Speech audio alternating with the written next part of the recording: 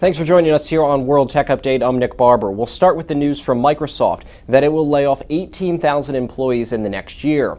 CEO Satya Nadella said its work towards synergies and strategic alignment on Nokia devices and services is expected to account for about 12,500 jobs being cut. The company's device lineup will change as well. The low-end Android-based Nokia X phones will survive, but not as Android phones. Instead, Nadella said Microsoft will shift select Nokia X product designs to become Lumia products running Windows Phone.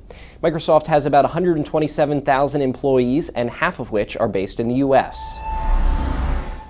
Apple and IBM announced a deal in which IBM will build a new line of enterprise-specific apps from the ground up for Apple's iOS. The apps will be aimed at companies in retail, healthcare, transportation, and other industries. IBM will create unique cloud services for iOS, including tools for security, analytics, and device management. It will also resell iPhones and iPads to its corporate customers, and Apple will roll out new support services for businesses. Yahoo came out with disappointing second quarter earnings, but announced it's keeping a larger stake in Alibaba after its IPO and returning at least half of the proceeds to shareholders.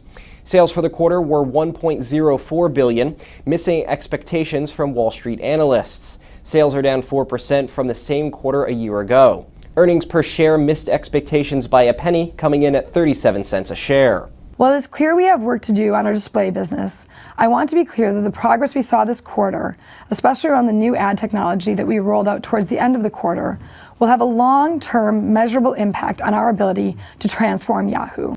The earnings results come around the 2-year anniversary of Marissa Mayer's appointment as CEO. Since 2012, her efforts to turn Yahoo around include redesigning legacy products like the homepage and email, acquiring startups for engineering talent, a mobile push with its apps, and a focus on video. NASA's free-flying space robots called Spheres will soon be upgraded with Google's Project Tango 3D smartphones. An Orbital Sciences rocket launched on Sunday with a capsule carrying the smartphones and other supplies for the International Space Station. You might be familiar with Google's effort to create 3D-enabled smartphones and tablets called Project Tango. The devices use a custom 3D sensor and cameras to track their own position and create a 3D model of the surrounding area. Starting early next month, the astronauts will turn the sensors on and take Spheres throughout the station to map its entire layout. NASA will then upload it to the robots so that they can use the maps to navigate throughout the space station on their own.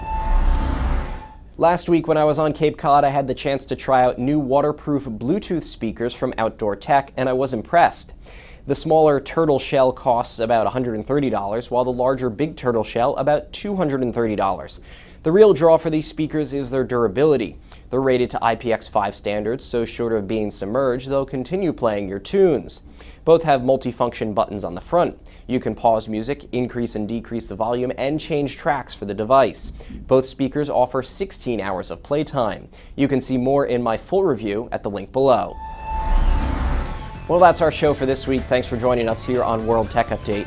To find out what's coming up on every week's show, be sure to follow us on Facebook and Twitter.